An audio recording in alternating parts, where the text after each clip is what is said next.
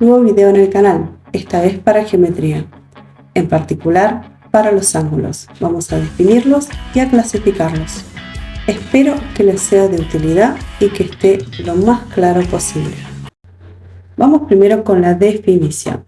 Llamamos ángulo a la región del plano delimitada por dos semirrectas que comparten su origen. A este punto lo denominamos vértice y a cada una de las semirrectas las denominamos lados del ángulo. Veamos este ejemplo. El ángulo está formado por las semirrectas ED y EF. El vértice, o sea, el punto en común entre estas semirrectas, es el punto E.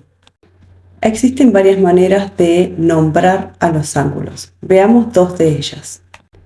En la primera podemos observar que se utilizan los puntos sobre la semirrecta y el vértice en común. La letra con la que se nombra el vértice siempre debe estar en el medio de los otros dos puntos.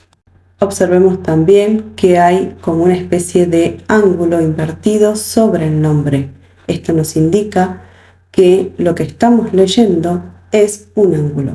O sea, esto se lee el ángulo DEF. Y como la letra E está en el centro, su vértice lleva ese nombre. Otra forma de nombrar los ángulos es solo mencionando el vértice. En este caso, el vértice está en E, por lo tanto el ángulo se llama E. Así de simple. Esta notación, si bien es sencilla, no siempre puede utilizarse. Miremos este ejemplo. En la imagen podemos ver que hay tres semirrectas, DA, CA y BA. La combinación de dos de ellas forman ángulos diferentes. El ángulo DAC, CAB por otro lado, y el último, el más grande, el de mayor amplitud, el ángulo DAB. Los tres ángulos tienen vértice en A, pero son diferentes entre sí. Esto impide que nombremos a los ángulos solo con el vértice. Vamos con la primer clasificación de ángulos.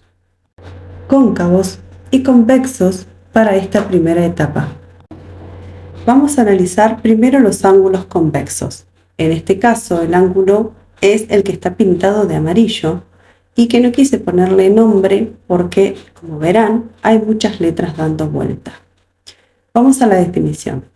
Decimos que un ángulo se dice convexo cuando para todo par de puntos pertenecientes al ángulo, el segmento que determinan ellos queda totalmente incluido en el ángulo. Parece chino, pero es bien sencillo. Miremos el segmento DE, es el que está pintado de rojo arriba.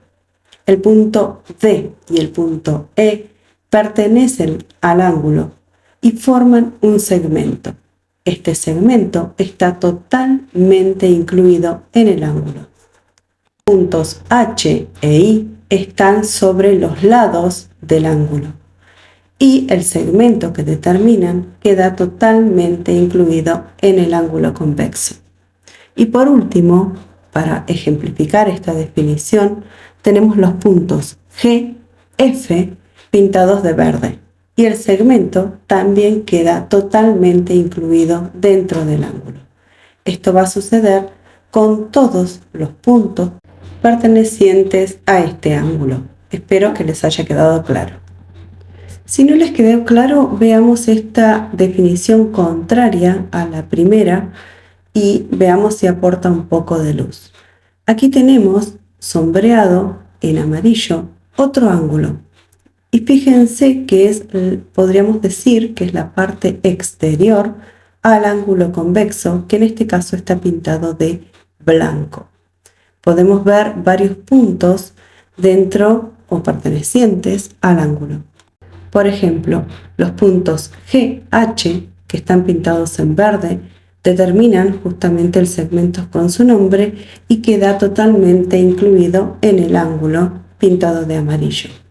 Después tenemos los puntos IJ, que están pintados en violeta, y el segmento que determinan también está totalmente incluido en el ángulo. Pero tenemos dos puntos marcados en rojo, que son los puntos K y L, y podemos ver que el segmento que determinan ya queda por fuera de la zona amarilla. O sea, el segmento KL no está totalmente incluido en el ángulo pintado de amarillo. Esto hace que este ángulo no sea convexo. O sea, este ángulo pertenece a una clasificación especial que se denomina cóncavo. Un ángulo se dice cóncavo cuando existe al menos un par de puntos cuyo segmento, o sea, el segmento que determinan, no queda totalmente incluido en el ángulo. Para este ejemplo yo elegí el par de puntos KL y el segmento que lleva su nombre, pero existen muchos otros para poder ejemplificar lo que estamos diciendo en esta definición. Tenemos la idea con esta imagen. Tenemos dos semirrectas, la semirrecta PQ y la semirrecta QR. Tienen en común el punto Q, que va a ser el vértice de nuestros ángulos. Aquí en la imagen vemos dos ángulos, el ángulo PQR convexo y el que lleva el mismo nombre pero que es cóncavo. ¿Cómo me doy cuenta por cuestiones prácticas de cuál es cuál? Todo ángulo cóncavo va a medir más de 180 grados y por el contrario, el ángulo convexo medirá menos de 180 grados. Ya que nos metimos aquí, miremos qué significa esta medida. En un ángulo solo puede medirse la amplitud. Esto quiere decir cuán amplio es el ángulo, cuánto se abren las semirrectas dejando fijo a este punto en común. La unidad de medida para los ángulos es grado, pero también se pueden medir en minutos y segundos. A los efectos de este video solamente vamos a trabajar las medidas en grados. Este ángulo fue construido y medido con el programa GeoGebra. La amplitud o separación de las semirrectas AC respecto de la semirrecta AB en ángulo convexo mide 56,19 grados. ¿Por qué digo la medida del ángulo convexo? Porque también puedo medir el ángulo cóncavo, que es lo que en esta imagen está marcado en verde. Mide 303,81 grados.